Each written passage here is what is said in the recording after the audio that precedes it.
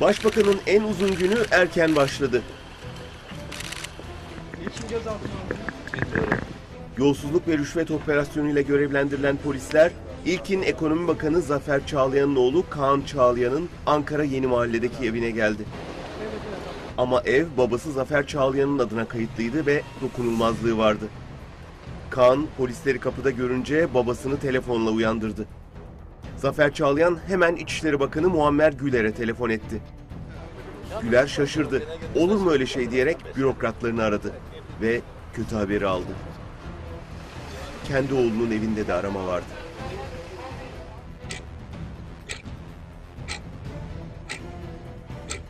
Barış Güler'in Ritz-Carlton Oteli'nde kaldığı daire basıldığında saat 6'ya geliyordu.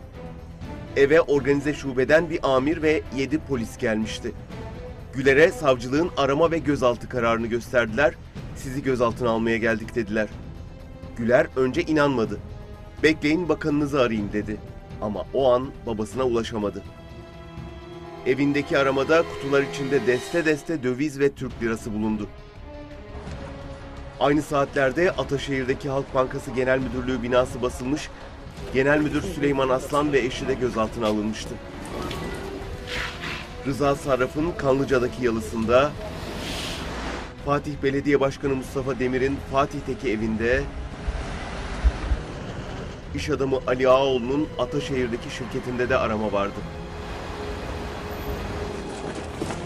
Çevre ve Şehircilik Bakanı Erdoğan Bayraktar'ın oğlu Abdullah Oğuz Bayraktar'ın ofisi de aranan mekanlar arasındaydı. Oradaki aramayı yapan polis ekibinin başındaki Başkomiser Recep Can'ın elinde tesbihle bacak bacak üstüne atmış fotoğrafları ve lahmacun siparişi de hem 17 Aralık operasyonunun tarihine hem de daha sonraları Başbakanın diline düşecek ve Başkomiserin birkaç kez sürülmesiyle sonuçlanacaktı.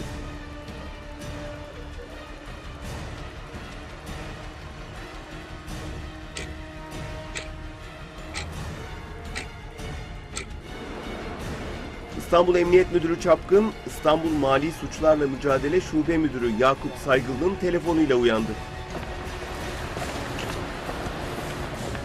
Saygılı utanarak Çapkın'a kendisinden habersiz bir operasyona başladıklarını söyledi, ayrıntıları verdi. Soruşturma İstanbul Cumhuriyet Savcıları Celal Kara ile Mehmet Yüzgeç tarafından Eylül ayında başlatılmıştı. Bir numara İranlı iş adamı Rıza Sarraf'tı. Sarraf'ın 4 bakan ve çocuklarına rüşvet vererek kara para akladığı, altın kaçakçılığı yaptığı ortaya çıkarılmıştı. Mali Şube o gün 71 kişiyi gözaltına alacaktı. Neden bana haber vermediniz diye sordu Çapkın. Size söylesek üstlerinize bildirmek zorundaydınız amirim diye cevap verdi Saygılı.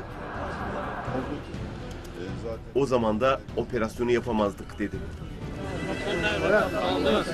Hak verdi Çapkın. Delilleriniz sağlam mı diye sordu. Sağlam cevabını aldı. Aylardır takiptelerdi.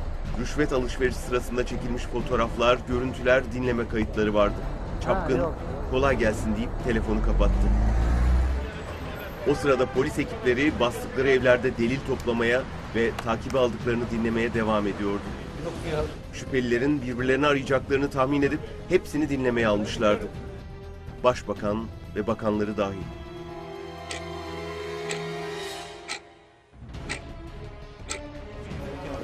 Evi aranan bakanoğullarından Barış Güler bir ara evinin arka odasına geçip babasını yeniden aradı. Güler o gün bir dış temas için Sofya'ya uçacaktı. Operasyon başlayınca gezisini iptal etti. Baba oğul 3 dakika konuştular. Güler oğluna ifadeye dair tüyolar verdi. Bu konuşma evde 3-5 kuruş param var baba diyen Barış Güler'in ısrar üzerine 1 trilyonum var o kadar cevabıyla tarihe geçti. Abi onu ne istiyorlar senden? Valla 6.30'da geldiler. Celal Kara diye bir savcı arama kararı çıkarmış. Örgüt kurmak, işte rüşvet almak, devlet evrağında sahtecilik gibi bir şeyle, suçlamayla geldiler. Devlet evrağında mı? Yani işte evrakta sahtecilik, örgüt kurmak, suç işlemek örgütüyle, işte rüşvet almak ve saçma sapan şeylerle geldiler. 6.30'dan beri evi arıyorlar. Hangi evi arıyorlar? Ritz-Carlton'daki. Ne var onun senin evinde? Hiçbir şey yok baba. Ne Hiçbir para şey ne var? Yani kendi param 3-5 kuruş kalan param var zaten. O da Kaç lira? zaten biliyorsun. Kaç lira? 1 trilyon civarı param var, evet, Evet. o kadar. Evet. Tamam oğlum, Evet. tamam. El koydular mı? Orasından yok. Yok, daha arama yapıyorlar şu anda. Hı. Tamam, başka bir şey yok değil mi oğlum? Yok, başka hiçbir şey yok baba. Tamam. Senin şimdi oğlum bu anladığım kadarıyla Reza Zerrab'la bir rüşvet ilişkisinden bahsediyorlar. Şunu söyleyeceksin. Diyeceksin ki ben danışmanlık ilişkim var. Gayri resmi bir danışmanlık ilişkim. Resmi onu yapmadım ben babamın şeyi olmasın diye. Benim para alışverişim bu. Hı hı. Artı benim alacaklı olduğum dayımın oğlu akrabam bunların yanında çalışıyor. Onun bana borcu var. Senetlerimiz de var. Bunun şeyini yapıyorum ben ondan. Tahsilatını yapıyorum. Tamam, o kadar. O kadar. Tamam babacığım. Bu Hüseyin Sipahi falan size geldi mi oğlum? Yok, gelmedi baba. Tamam, Hüseyin Sipahi'yle bir ilgin yok, tamam. Ve Yok, Zerab'ın yok. da evini arıyorlarmış. Demek ki herhalde başkalarıyla da ilgilendiriyorlar. Tamam. Tamam oğlum, senin söyleyeceğin ne oldu işte. Benim gayri resmi danışmanlık ilişkim var ben. Tamam, Hepsini tamam. tanırım. Hiçbir sıkıntı yok babacığım. Tamam. Artı şu, o para Rüçhanlı'nın yanında çalışıyor. Benim Rüçhanlı'dan alacağım var. Bunun yanında Tamam. çalıştığı için rica ettik. Tamam. Ondan alıyor bu parayı, bize veriyor. Tamam. Şeylerimiz de var. Senetlerimiz de var. Tamam. Değil mi? Senetlerim de var şeyde. Tamam. Ofisinizi niye arıyorlar? Bilmiyorum. Ofiste arama var mı bilmiyorum. Evet, Şafakların ofisini de arıyorlarmış. Orada bir şeyin var mı? Yok. Hiç gündeminden falan koyduğun bir şey var mı? Yok. Hayır, hiçbir şey yok. Tamam. Yani ofisinde bir şeyin var mı onun ofisinde? Hayır, hiçbir şeyim yok baba. Tamam, bir şey yok. Mesele yapalım. Tamam. Tamam, ben gideceğim arkadaşlarla şubeye. Ha? Şubeye gideceğim arkadaşlarla. Senin gözaltı mı yaptılar? İş yerine mi? İş yerine gideceğiz beraber. Tamam, peki oğlum. Tamam.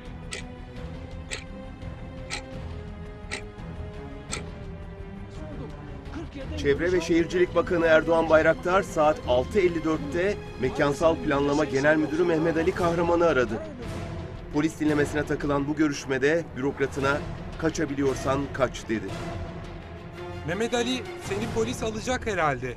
İstanbul'da Abdullah'ı almışlar. Hüseyin Sipahi'yi almışlar. Zafer Çağlayan'ın oğlu sen. Yakında gelirler, basarlar evi. Daireye git, biz de müdahale edelim. Kaçabiliyorsan kaç. Bayraktar bu görüşmenin hemen ardından danışmanı Sadık Soylu'yu aradı. Polisteki ses kaydına göre ona da "Sadık, polis birazdan gelip seni alacak. Evden kaç sen" dedi. 5 dakika sonra saat 7.09'da Soylu Erdoğan Bayraktar'ı geri aradı. "Ben evden çıktım efendim. Yukarıda bir kafede oturacağım" dedi. Bayraktar "Geldiler mi senin eve polisler?" diye sordu. "Hayır" dedi Soylu. Bunun üzerine Bayraktar tahminini söyledi. "Telefondan bulurlar seni." Öyle de oldu.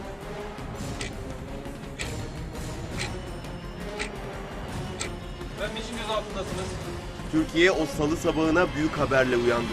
Bütün kanalların sabah bültenlerinde son dakika uyarısıyla operasyonun ilk duyuruları vardı. Sıcak bir gelişme. İstanbul'da aralarında ünlü isimlerin ve iş adamlarının da bulunduğu isimlerin evlerine baskın düzenlendi sevgili izleyiciler. Aralarında Türkiye'nin önde gelen iş adamlarından Ali Ağaoğlu, Ebru Gündeş'in eşi Reza Zerrab ve bir bakan çocuğunun da bulunduğu 18 kişi gözaltına alındı. Bu sabah itibariyle büyük bir yolsuzluk operasyonu yapıldı. 22 ismin gözaltına alındığı belirtiliyor. Baskın düzenlenen adresler arasında iş adamı Ali Ağaoğlu ve Reza Zerrab'ın evlerinin de olduğu ifade ediliyor. Mali Suçlarla Mücadele Şube Müdürlüğü ve Organize Suçlarla Mücadele Şube Müdürlüğü'nün ortaklaşa yürüttüğü bir operasyon. Bu kapsamda...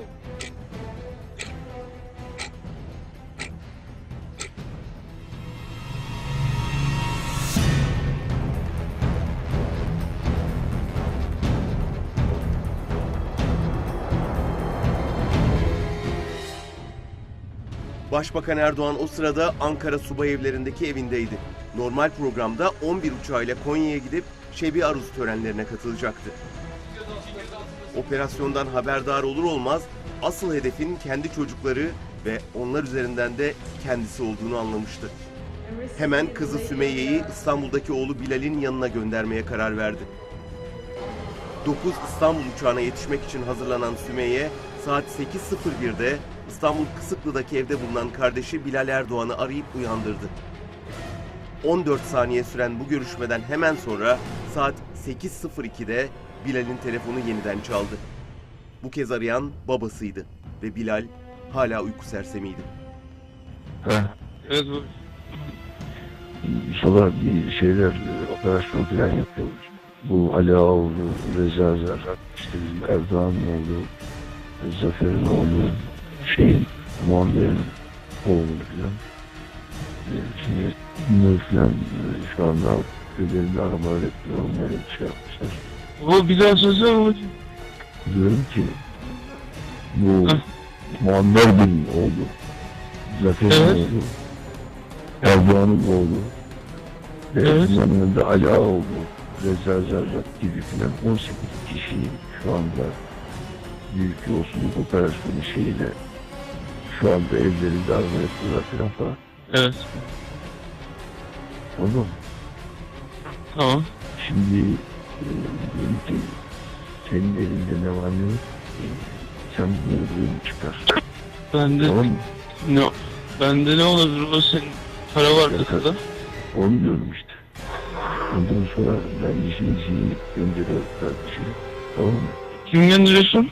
Kardeşini gönderiyorum diyorum. He tamam. He. Ondan sonra aynı şekilde bu videolarında var. Tamam. Bir de abimle konuş. Evet.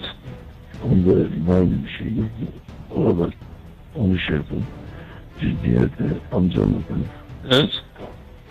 O da aynı şekilde çıkarsın. Eniştenle konuş. O da. Ne yapalım bunları baba? Nereye koyalım? Ya belirleyen yerler oralara şey yapmıştı ben de. Evet. Berat'ta da var. Onu söylüyorum işte. Ben şimdi yarın dedim. Tamam. Amcam da. Tamam. Ziya enişten de var mı yok mu bilmiyorum da. Tamam mı? Tamam. Tamam. Burak abime de şey yap. Tamam. Tamam. Tamam. Tamam. Sümeyye yani çıkarıp Sümeyye bana nereye götüreceğimi mi söylüyor? Ya tamam sen hadi şey yap. Sizinkileri bir düşün aranızda enişten falan. Ne yapalım diye. Evet. Hemen bir şey yap. İrtibat kuralım şeye kadar, saat 10'a kadar. Ben çünkü Konya'ya gideceğim. Tamam. Tamam. Tamam. Hadi. Tamam. İrtibat kuralım. Tamam.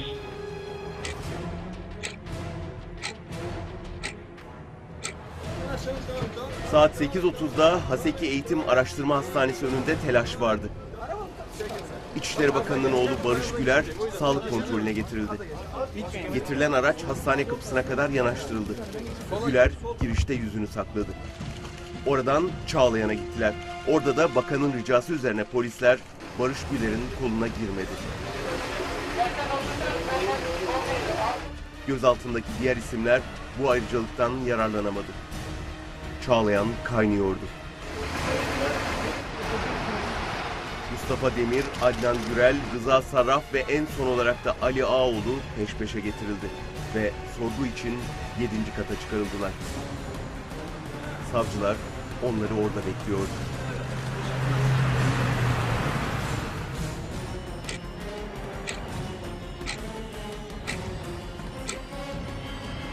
Aynı saatlerde Başbakanın kızı Sümeyye Erdoğan, Ankara Subay Evleri'ndeki evinden Esenboğa Havaalanı'na doğru yola çıktı. VIP salonuna girdiğinde saat 9'u geçiyordu. Kadın koruması yanındaydı. Salonda eski bakan Koray Aydın da vardı. O da İstanbul üzerinden Trabzon'a gidecekti. VIP'den birlikte geçtiler. Koray Aydın, Sümeyye Erdoğan'ın kimseyle konuşmadığını, elinden cep telefonunu hiç düşürmediğini fark etti.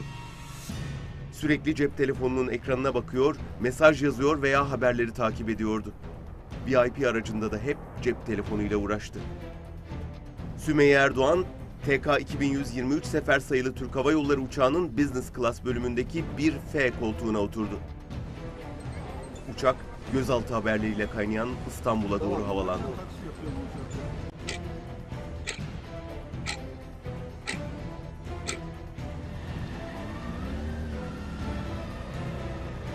Sümeyye Erdoğan'ın uçağı İstanbul'a inip makam arabası Kısıklı yoluna çıktığında Erdoğan ailesinde tam bir panik yaşanıyordu. Başbakanın kızı Esra Albayrak, eşi Berat Albayrak'la birlikte Kısıklı'da Bilal Erdoğan'ın yanındaydı. Berat saat 11'e doğru sağ kolu Medet Nabi Yanık'ı aradı.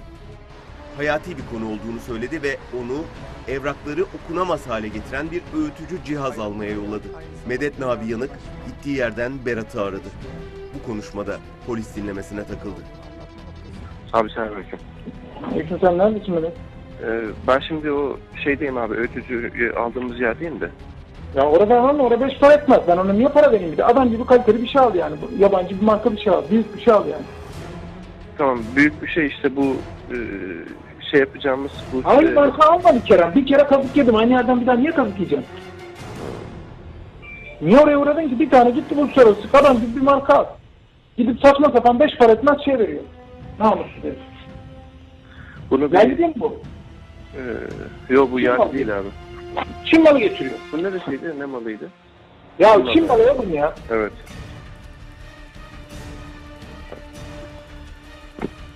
Bunu şey yapayım, bu kataloğu bir getireyim size o zaman. Bir konuşalım. Ona göre şey yaparız abi. Karar veririz o zaman. Fiyatı ne?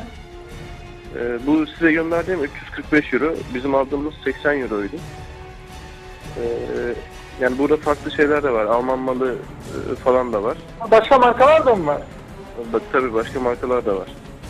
Tamam başka aynı marka var mı? Aynı marka 5 para etmez. Aynı kazığı bir daha niye yiyeyim? Tamam başka markalara bakalım. Garantisi olarak sonuç nokta parası lira alacağım. Güzel bir tane, büyük bir tane ver, bas al gel. Tamam oldu. Tamam abi.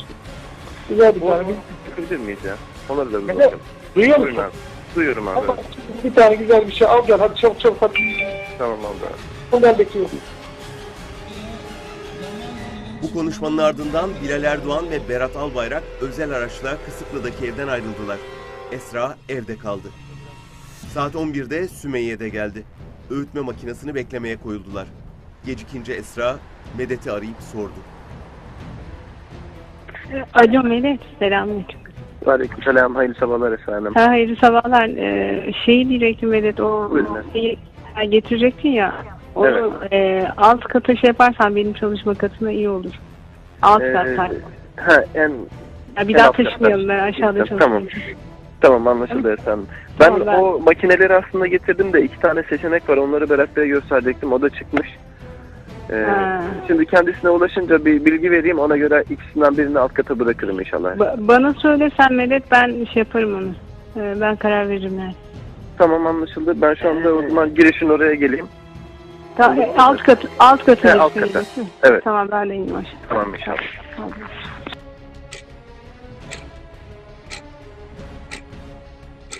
Sıfırladınız mı yoksa? Evet. Tamamıyla sıfırlayacağız inşallah. Erdoğan'ın saat 11'de Konya'ya gitmek üzere eşiyle birlikte ana uçağına binmesi gerekiyordu. Ancak olağanüstü gelişme karşısında uçağın kalkışı 1,5 saat ertelendi.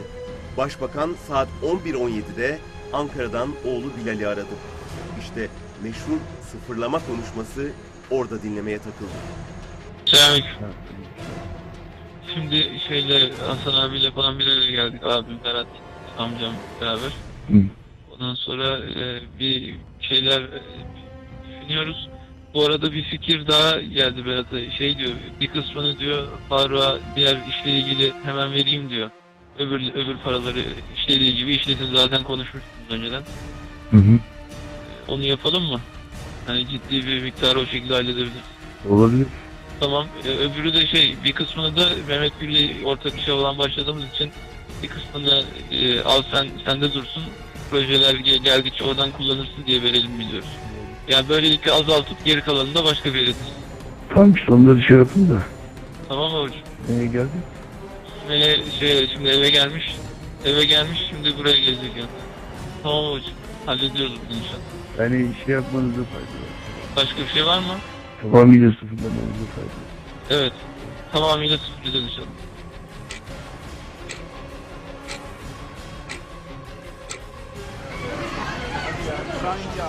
Saat 11.40'da İstanbul Valisi Hüseyin Avni Mutlu, Eyüp'te Gümüşsuyu Ortaokulu açılış töreni öncesinde operasyonla ilgili kısa bir açıklama yaptı.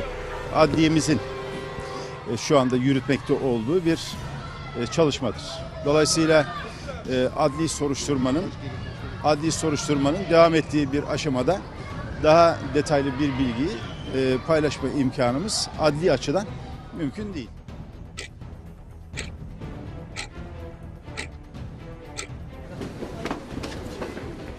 Çağlayan'da operasyonu yöneten isim daha önce Ergenekon soruşturmasıyla ünlenen savcı Zekeriya Öz'dü. Başbakan soruşturmanın bu aşamasında Öz'e ulaşmayı ve operasyonu durdurtmayı düşündü. Öz'ü kendisine Türk Hava Yolları Yönetim Kurulu Başkanı Hamdi Topçu getirip tanıştırmıştı.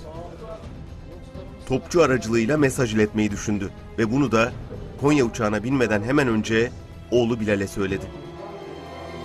Ben İstanbul'dayım. Tamam. Tamam. Ondan sonra öğrenci var. Tekrar Ankara'ya döneceğim. Şimdi bu Hamdi'yi çağırın da. Hı. Hamdi. Hangisi? Hamdi. Topçu. Topçu. Tamam. Tamam mı? Tamam. Zekeriya işin içinde. Ha? Zekeriya bu işin içinde diyor. Evet. Tamam mı? Tamam. Yani gerekirse yani onunla da bu işi bir konuşarak arkadaş bu işi bugün bitirmen lazım. Ona onu desin. Tamam. Tamam hocam ama işte o da demek ki bunlarla çalışıyor. Onlar da zaten. Evet. Yani Hamdi'nin ona bir şey var mı? O, Allah hukuku var, o bana aldı. Ha. Tamam o. Yoksa gelelim yarın şey yapalım bakalım bir karar verecekler. Ne baba? Alelacele sevk edebilirler de yani bana sağ olsun olmasın. Kimi alelacele sevk edebilirler? Şey yapanları gözaltına alıyor. Ha mahkemeye. Evet. Bir savcı götürüyor.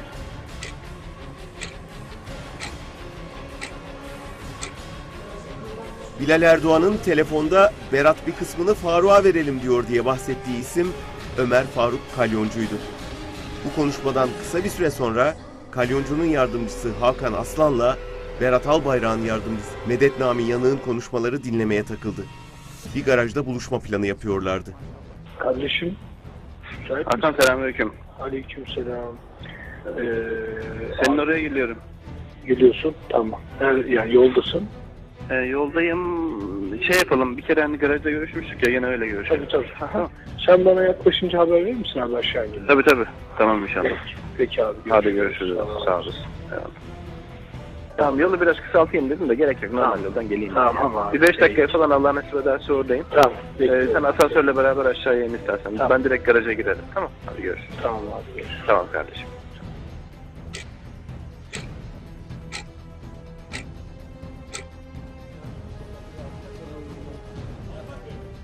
Emniyette sorgular sürerken bütün Türkiye Başbakan'ın ne diyeceğini merak ediyordu. Erdoğan'ın uçağı 1,5 saat gecikmeyle kalktı. 13.30'a doğru Konya'ya indi. Başbakan gergin görünüyordu. Doğruca Konya Büyükşehir Belediyesi Spor ve Kongre Merkezi'ne gitti. Orada toplu açılış töreni vardı. Operasyonla ilgili ilk konuşmasını orada yaptı. Telefondakinden hayli farklı bir ses tonuyla tehditlere boyun eğmeyeceğini ilan etti. Hiçbir tehdide boyun eğmeyeceğiz.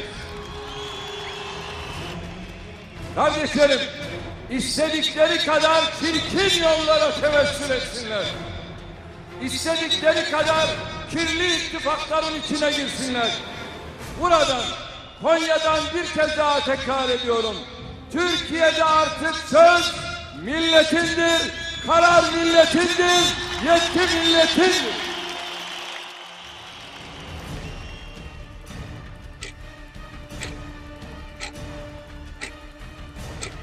Açabilir miyiz ama lütfen? İstanbul'da medya haber almaya çalışıyordu. Kameralar, canlı yayın araçları, muhabirler emniyetin önüne yığılmıştı. Üç numara ne diyorsunuz efendim? Efendim halkımızdaki iddialarda kara para aklama var. Söylemek istediğiniz bir şey var mı? Bir bakanoğlunun evinden çıkan para sayma makinasıyla Halk Bankası Genel Müdürü'nün evinde ayakkabı kutusu içinde bulunan paralar dillerdeydi. Saat 14'te Halk Bankası'ndan çalışanlara bir uyarı mesajı yollandı. Banka dışından soru soracak kimseye bilgi vermeyin denildi.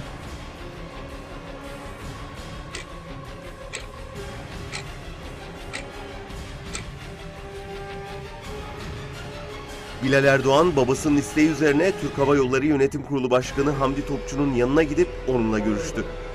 Soruşturmayı durdurması için Zekeriya Öz'le görüşmesini rica etti.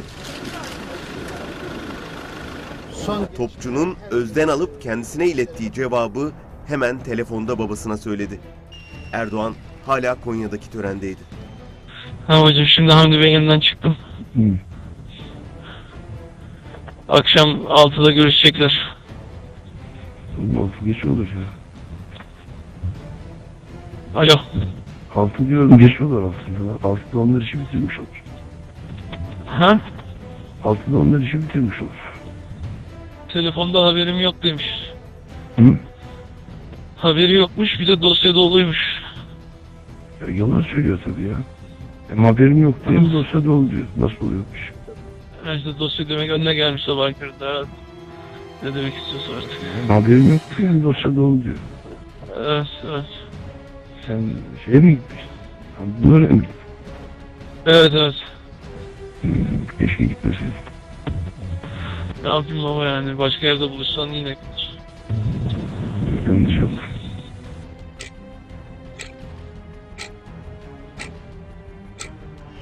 Konya'daki tören saat 15'te bitti. Erdoğan 15.15'te gazetecilerin sorularını yanıtladı. Arkadaşlar, bunların hepsi bir adli süreç. Neticelenmeden bir şey söylemem doğru olmaz.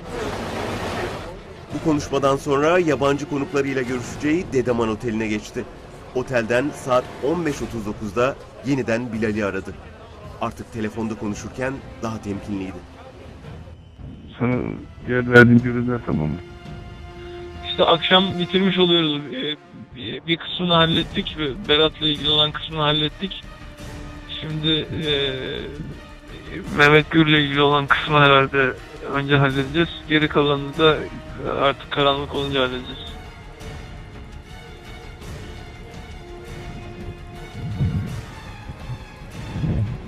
İnşallah. Sümeyye'nin altı. Sümeyye de işte onları çıkardı getirdi falan. Konuştuk falan. Her iki tarafı hallettim. Efendim? Her iki tarafı hallettim. Verdi herhalde hocam. İkisini de boşalttım dedi. Evet. Yani ikisini de boşalttım dedi ama iki taraf derken onu kırıyorsun değil mi? Neyse tamam. Aşağıda gelişme.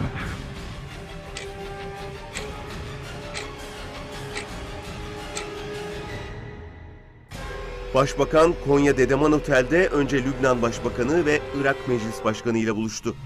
Ardından Irak Kürt Bölgesel Yönetimi Başbakanı Neçirvan Barzani ile 35 dakika görüştü. Sonra da İslam İşbirliği Teşkilatı Genel Sekreteri Ekmelettin İhsanoğlu'nu kabul etti. Oradan otelde düzenlenen yemeğe geçtiler. Yabancı konuklar dışında yemekte Başbakan Yardımcısı Bekir Bozdağ ve Dışişleri Bakanı Ahmet Davutoğlu da vardı. Yemekten sonra Şebi Aruz törenlerine geçildi. Erdoğan orada CHP lideri Kılıçdaroğlu ile tokalaştı. O gün Kılıçdaroğlu'nun yaş günüydü. CHP lideri çıkışta şu açıklamayı yaptı. Yolsuzluk konusunda yapılan her operasyonun, her haberim yakından takip ediyoruz. Öyle anlaşılıyor ki bu kez kapsam oldukça geniş. Bu nedenle grubumuzda bir kriz masası oluşturduk. Milletvekillerimiz olayı yakından takip edecekler. Endişeniz var mı diye sorarsanız, Deniz Feneri savcılarının başına gelen inşallah bu savcıların başına gelmez.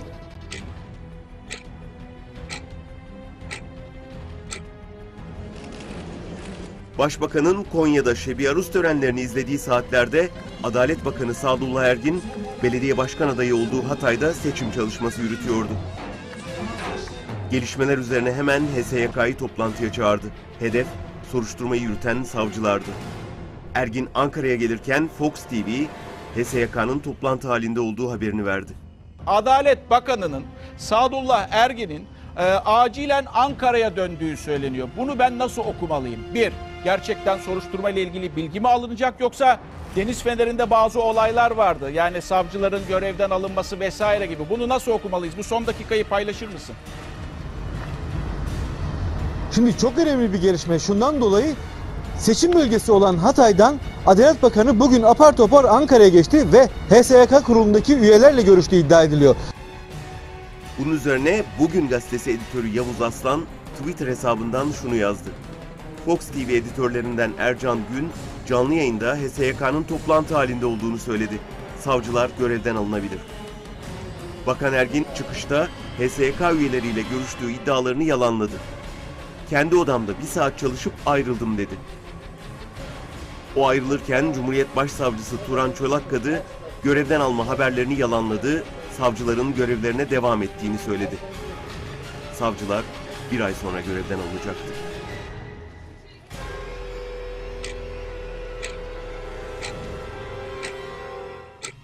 Bugün 17 Aralık Salı, günün manşeti bugün İstanbul'dan yansıdı haber merkezlerine. Sabaha karşı 28 adrese birden baskın yapıldı.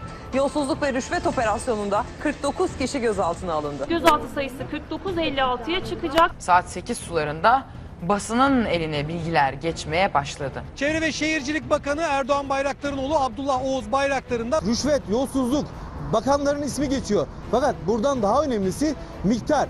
Bu miktar tam 100 milyar euro.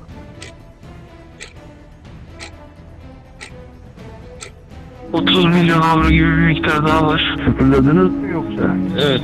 Tamamıyla sıfırlayacağız inşallah. Erdoğan ve eşini taşıyan ana uçağı 23.05'te Ankara'ya indi. Karşılamaya Efkan Ala ile Alaaddin Yüksel geldi. En uzun gün henüz sona ermemişti. Erdoğan'ın peşinden Bekir Bozdağ, Ahmet Davutoğlu ve Recep Akdağ da İstanbul'dan Ankara'ya geldiler. Erdoğan Esenboğa'dan şehre gelirken İstanbul Kısıklı'daki oğlu Bilal'le bir kez daha görüştü. Şimdi babacığım şey için aradım. Büyük ölçüde şey yaptık. Siz mi aradınız babacığım şimdi beni? Yok ben anlamadım. Ne aradım aranın? Şimdi... Büyük ölçüde derken sıfırladınız mı yoksa? Sıfırlamadık henüz babacığım, şöyle ki... bir 30 milyon avro gibi bir miktar daha var. Şey yapamadık, eritemedik henüz. Bu şeyi aklına geldi Berat'ta. Bu Ahmet Çalık'ın alacağı bir ekstra bir 25 milyon dolar kalmış. Onu oraya verip o para gelince onu şey yaparız diyorlar. Üstüyle de Şehrizar'dan daire alabiliriz. Ben nasıl bakarsın? Ay. Ya babacığım. Neyin yanında mısın? Yanımda. Söyleyeyim mi? Yok. Siz karıştırmamışsınız. Aha. Yani 25 milyon dolar Çalık'a aktarıp geri kalan kısımla da Şehrizar'dan daire alabilir. Neyse nasıl yapıyorsun? Öyle mi yapalım? Tamam yapın. Yani tamamen sıfır mı kalsın baba, yoksa senin evinde biraz sonra kalsın mı? Kalsın olmaz zaten. Öbür tarafa Mehmet'le şey yapsaydın onu da oraya. Tamam, onlara verdik, tamam, oraya 20 dolar verdik. Ya Allah Allah ya, aktarsaydın sonra şey yapardın. Yani şimdi bu kadar verebildik, o da çok zor zaten, yer kaplıyor falan. Başka bir kısmını başka bir yere koyuyoruz. Bir kısmını bizim şeye verdik işte, Tunç abiye verdik. Ondan sonra... Tunç'a tamamını aktaralım mı? Suya bakar mısın? Nereye baba? Ha? Tunç'a diyorum. Ya sormuşlar, 10 milyon avro alabiliriz demişler herhalde. Neyse bu kadar şeyleri konuşma şimdi. Öyle de olsa konuş. Tamam, biz hallediyoruz o zaman. Hallediyor, ben şimdi Boğaziçi'ne gelemiyorum. Tamam. Yani biz Ankara'da kalacağız. Tamam, biz hallediyoruz, sen merak etme. Bu görüşmede bahsi geçen Çalık Holding'in Şehrizar konaklarından o günlerde 6 adet daire için yine Çalık'a ait Aktif Bank aracılığıyla 14 milyon 120 lira ödeme yapıldığı daha sonra ortaya çıktı. 14A bloktan alınan 1, 2, 3, 4, 5, 6 numaralı dairelerin satış dekontunda Erdoğan'ın aile avukatı olarak bilinen ve aile adına alım-satım yapma yetkisi bulunan Ömer Faruk Akbulut'un ismi vardı. Takvimler 17 Aralık'tan 18 Aralık'a dönmüştü. Başbakanı uzun bir gece bekliyordu. Onun için artık hiçbir şey eskisi gibi olmayacaktı.